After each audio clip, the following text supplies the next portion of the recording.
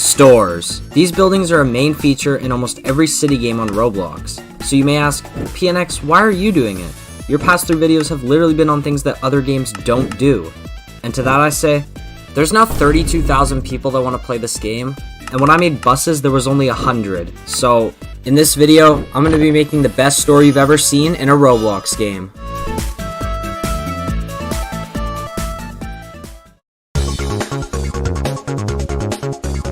To start making the best store on Roblox, we need a cool looking outside. Now, I've recently found out that I'm definitely not the best at building modern style things, as you could probably tell by my airport from my last video, so I decided to go with a bit less of a modern style for this store. My idea for this specific store that I'm making will be themed after a gas station store, or a convenience store, and then after that I can just copy everything to all the other stores. So I got to work on the outside of the store, which I used a different snapping amount for. But I know you may ask, PNX, what the hell is a snapping amount? Oh, it's just the amount you could scale different objects by. Like, this is a 1 snapping amount, and this is a 10 snapping amount. So anyways, I used my snapping amount at 0.25, because it'll be small enough to add detail, but not too small where it looks bad, and not too big where it also looks bad. After I finished the outside of the store, the next thing I did was add a door to the front. The door started with a circle doorknob, but then it didn't look that great, so I switched it out for this pull handle, which would happen to come in very handy later. After that, I had to make the door turn, because there was no way I was trashing this amazing game by adding a door you walk through. It's lazy and it's so easy to fix. Anyways, I'll tell you how I put actual effort into turning the doors. I did this with Tween Service, a service which smoothly changes things about an object. With this, I could now make the door turn and even add a swinging effect. Okay, but the store is still empty, so we need an interior. So I made some walls which were green, because if it wasn't already obvious, I like the color green. But I know some people will wonder, PNX, everything will look bad if it's green. Don't worry, not everything will be green. This is only the first store. Anyways, after I added the floor and the ceiling, it was time to add some stuff inside the store.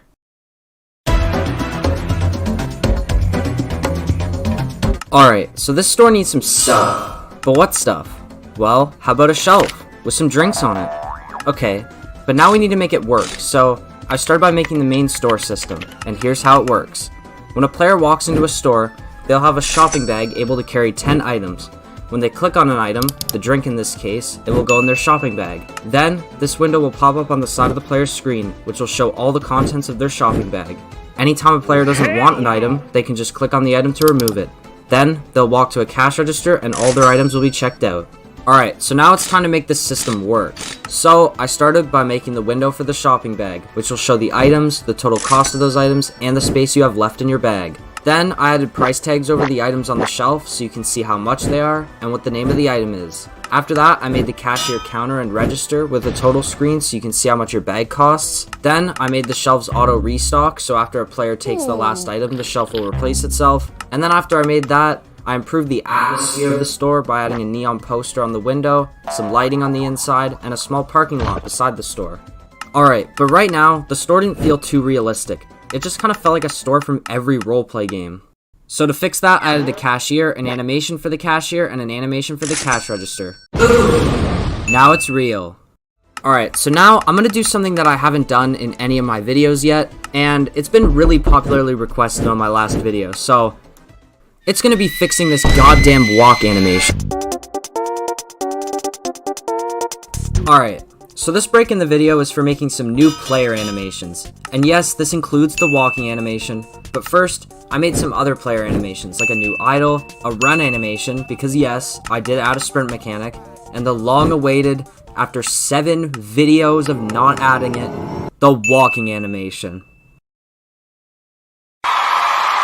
But hold on, you might be thinking, PNX, this video is only 4 minutes. There's no way it's the end of the video. Surely the store is missing something.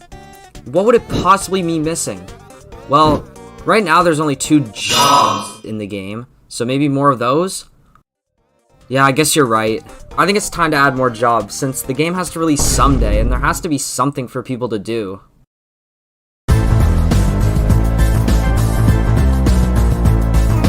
So, we only have 2 jobs in the game right now, and people would get bored pretty quick if there was only that number of jobs. So, the next thing I did was add a cashier job.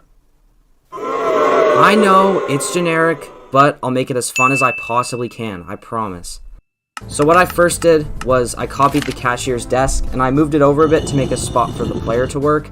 Now, there's only going to be one player job for each store. There'll be a ton of stores around the map, so that shouldn't be a problem. So I originally tried making a little opening in the desk for the player to get in, but I realized it was cooler and more secure to make a back room instead. So to start that, I expanded the back of the store, rearranged some shelves, and I made an opening for the back room. Then I copied the front door and just changed it a little bit to look more like the doors with the metal bottoms on it that employees use. After that, I copied a job desk from another building and put it in the back room. So now we have the desk to apply for the job, but what do you actually do? At this job, NPCs will come up to you asking for a certain amount of items, a random number from 1 to 6. After you know the number, the 6 buttons on the register will slowly light up green one by one. When the number of green buttons matches what the customer asked for, you have to press the red button on the right. If the number matches the amount of green buttons, you'll get paid. If it doesn't, the NPC will tell you, "That's not how many times I ordered," and leave. So now all I need to do is add some NPCs, since I've done everything else. This started with adding a basic rig into my game and then using pathfinding service to make it move. But PNX, what is pathfinding service? Pathfinding. There, that's how it works. Oh! Anyways, I use pathfinding service to make the NPCs walk into the store and wait. Okay, so now they can walk to the register and open the door themselves. But there's still one thing to add, which is a little text box above the NPC's head to let them tell the player how much items they have. So after I added that, we had a finished NPC that could walk into the store and talk to the player. And if we add that into all the things we've made so far, I think it's time to show the final result of everything in the store.